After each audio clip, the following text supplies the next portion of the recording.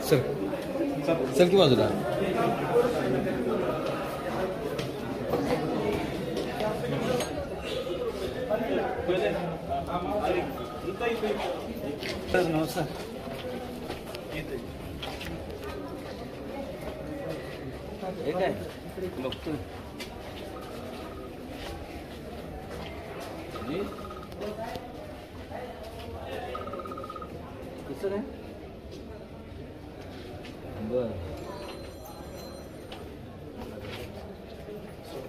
थोडं पंकज मागे थोडं पंकज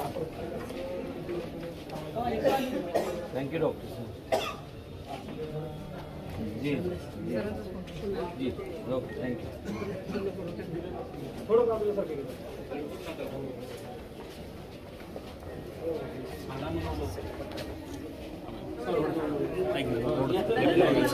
मला थोडंसं लेफ्टला बघा नुसतं लेफ्टला मला इकडे लेफ्टला नुसतं बघा इकडे जस्ट बस बस इकडे बघा हां बस बस बस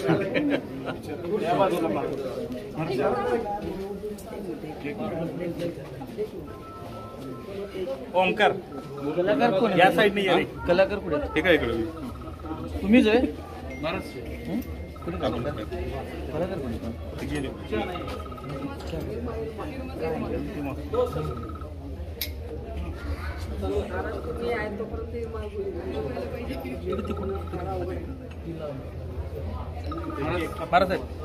महाराज चल ना खाली खाली खाली थांबा जरा थांबा जरा 2 मिनिटं मातावाले आहेत बोलतात नाही आम्हाला जरा हो सगळे तुम्ही एकटे नाहीये सगळ्यांना पुण्यावरून आलो खाली खाली काढून आज महाराजांचा वाढदिवस आहे महाराज सर्वप्रथम शुभेच्छा तुम्हाला रांगोळी पाहिली तुम्ही काय सांगाल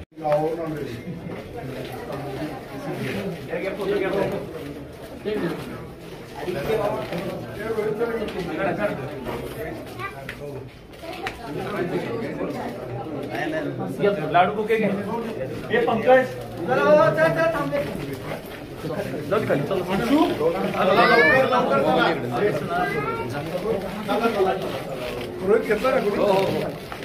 चला पुढे चला रस्ता लहान आहे हा हो हे यार मध्ये नको एक मित्र अरे मागे ये ना जरा अरे चॅनल वाले आम्ही एक मिनिट थांब तूच कर सगळं कवर आम्ही जातो घरी सांगतोय पुढच्या दिवसाला तर तू मध्ये येऊन थांबलाय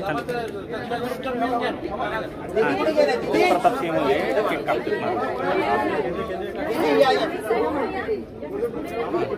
गणेश गणेश त्याला मागे थोडं मागे अरे आम्ही टीव्ही नाही ऐकला कोण कोण आहे अरे काय सगळी का प्रेम घालवतं ते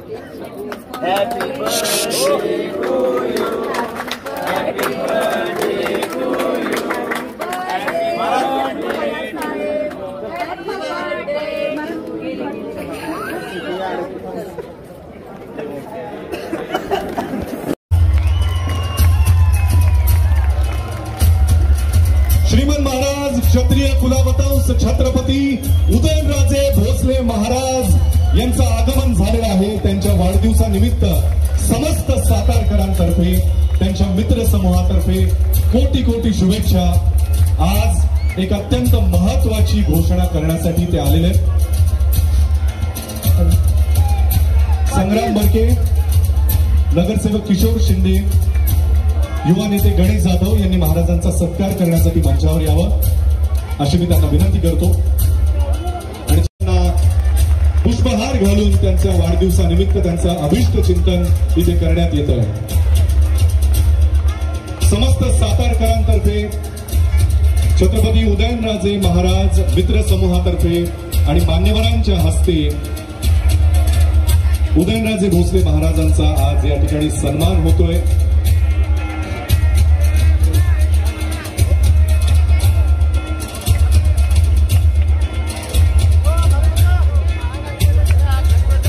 मला पण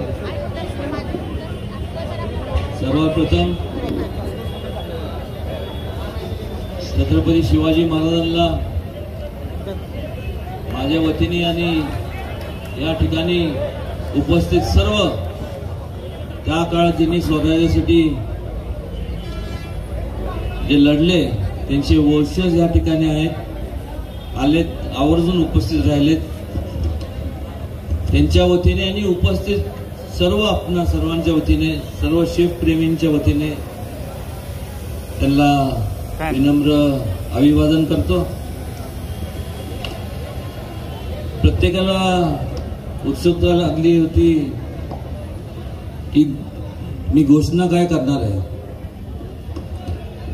पण मला आश्चर्य वाटतं की घोषणा म्हणजे फक्त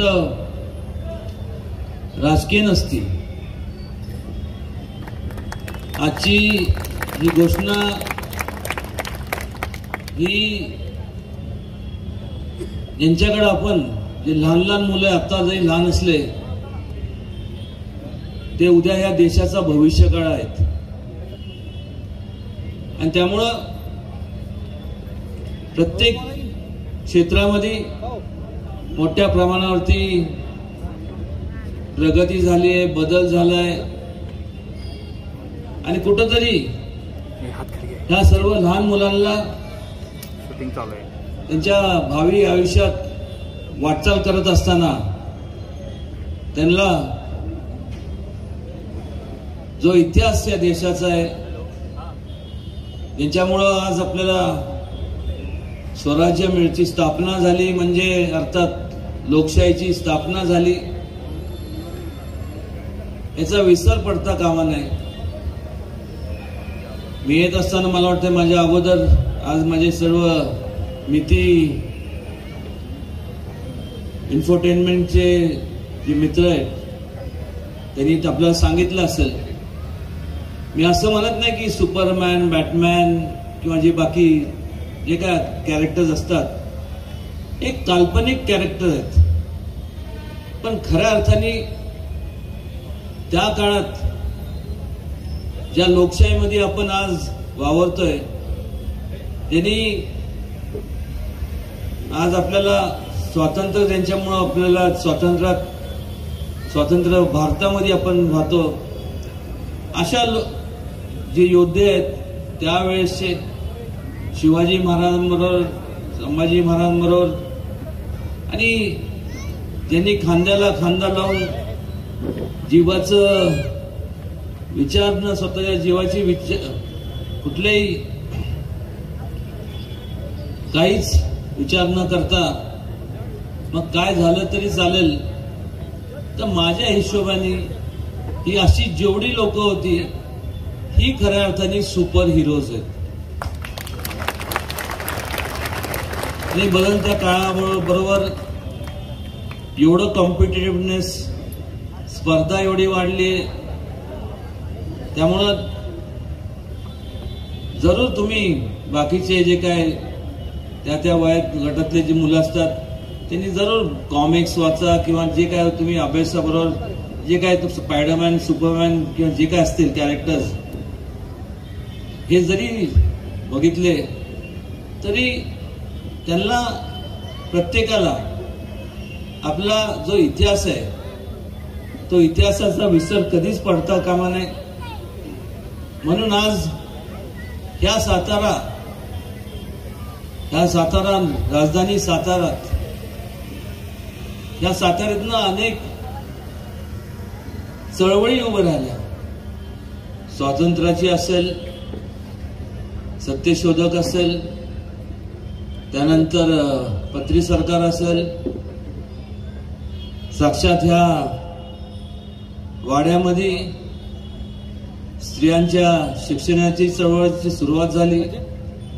आणि मी स्वतःला विचार केला आणि यावेळेस मला कळालं, ज्यावेळेस या माझ्या मित्रांबरोबर मी बोलत होतो तर मी विचार केला की ह्याच आपल्या इथून ह्या सुद्धा मावळा जे त्यांनी एक तो खेळ जरी असला पण त्याच्यातनं ह्याच्याकडं पेक्षा खेळ म्हणून बघाच, पण त्या खेळातनं हा आगळा वेगळा खेळ ह्याच्याकरता आहे की ह्या खेळातनं आपल्याला आपलं मूळ जो इतिहास आहे, काय झालं त्या काळात, कोणी केलं, कसं झालं, याचा विसर पडता कामा नये. आणि त्याच्यामुळं हे प्रत्येकाच्या अंतःकरणात रुजलं पाहिजे. केवळ रुजून चालणार नाही, तर ह्या खेळाच्या माध्यमातून त्यांना आवड निर्माण होईल. निश्चितपणे आवड निर्माण झाल्यानंतर ते त्यांच्या भावी आयुष्यात त्यांच्या वेगवेगळ्या क्षेत्रात जरी ते उत्तीर्ण झाले असतील किंवा होणार, भविष्यात कुठल्याही फॅकल्टीमध्ये असेल, पण एक समाजसेवाची जी एक संकल्पना त्या काळात होती ती त्यांच्यामध्ये जागृत व्हावी आणि त्यांच्या हातून जास्तीत जास्त संपूर्ण समाजातले जे उपेक्षित वर्ग आहे त्या उपेक्षित वर्गाला कसं वर आणता येईल त्याची ह्या खेळातनं त्यांना प्रेरणा मिळेल. फार बोलण्यापेक्षा मी एवढंच सांगेन की आपल्याला आता संपूर्ण मितीचे एंटरटेनमेंटचे जे काही सहकार्य आहेत ते आपल्याला पाहायला मिळेल. आणि खऱ्या अर्थाने हा खेळ फक्त मुलांसाठी नाहीये, हा खेळ प्रत्येक वय गटातल्या माणसाला त्याच्यातनं शिक्षण म्हणजे त्याच्यातनं बोध घेण्यासारखं आहे. कारण की शेवटी माणूस जन्माला आल्यानंतर शेवटपर्यंत म्हणजे एकच सत्य आहे या जगात, जो येतो त्याला एक ना एक दिवशी जावं लागतं. आपण जीवन कसं जगतो, किती जगतो म्हणण्यापेक्षा आपण कसं जगतो ह्याला महत्व आहे. आणि त्यामुळं त्यातनं बरंच म्हणजे मी पण तो खेळ जेव्हा त्याचं संपूर्ण पाहिलं त्यातनं बरंचसं आपल्याला सुद्धा बऱ्याचशा गोष्टी आपल्याला संपूर्ण त्याची माहिती मिळते. आणि शेवटपर्यंत माणूस हा लहान असू दे, मग जे टीनेजर असू दे,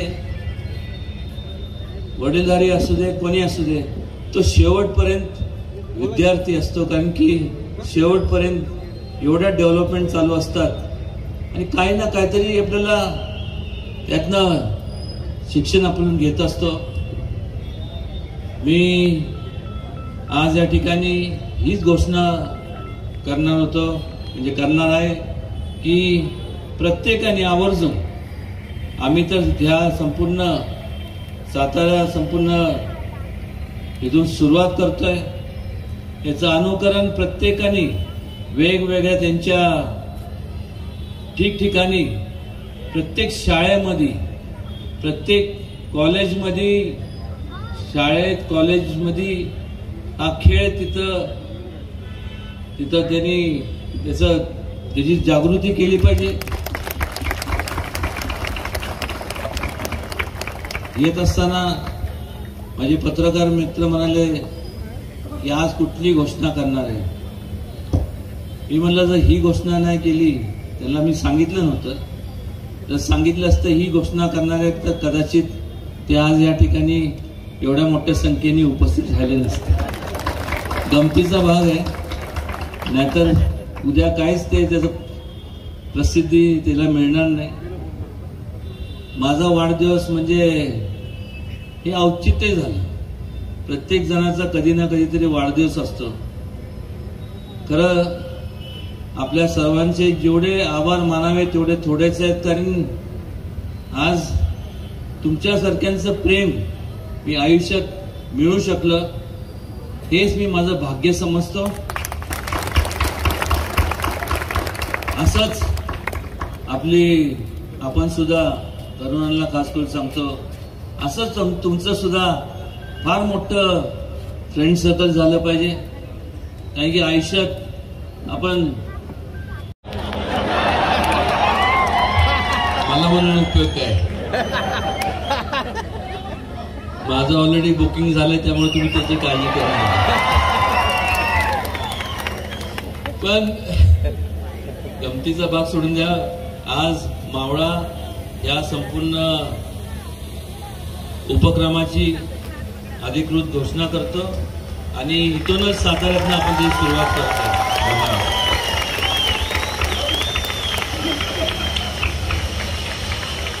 करावी, कारण अजूनही कार्यक्रम चालू आहे. सन्माननीय छत्रपती उदयनराजे बोर्डगी, ज्यामध्ये स्वराज्य लढ्यामधल्या शिवजन्मापासून ते राज्याभिषेकापर्यंतच्या 101 घटना मांडल्या आहेत एका बोर्डवर.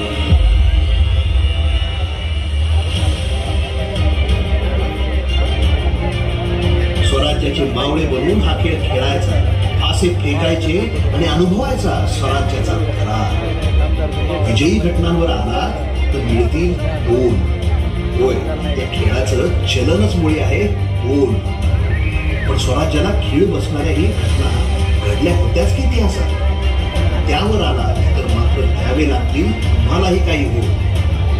मग या प्रवासात तुम्हाला साथ देतील स्वराज्यासाठी लढलेले खरेखुरे स्वराज्य योद्धे. तुम्ही बनाल दुर्गांचे राखणदार. इतिहासाची अजूनही माहिती तुम्हाला देईल खेळासोबतच्या माहिती पुस्तिका. साऱ्या 101 घटनांचा संदर्भ देणारी पाऊल खुणा पुस्तिका आणि स्वराज्य योद्ध्यांची भेट घडवणारी स्वराज्याची भूषणे ही पुस्तिका. स्वराज्य लढा लढत पोहोचायचं आहे राज्याभिषेकाला आणि कमावलेलं सारं अर्पण करायचं आहे महाराजांच्या चरणी. जो जास्त अर्पण करेल तो बनेल मानाचा मावळा. महाराज आणि त्यांचा इतिहास आपल्या मुलांपर्यंत पोहोचवायचं सर्वात प्रभावी माध्यम मावळा द बोर्ड गेम. मराठी आणि इंग्लिश दोन्ही भाषेत उपलब्ध. आजच ऑर्डर करा. जोरदार टाळ्या. त्यानंतर श्री सत्यशीलराव धमाले, रामजी धमाले यांचे थेट वंशज श्री सत्यशीलराव धमाले.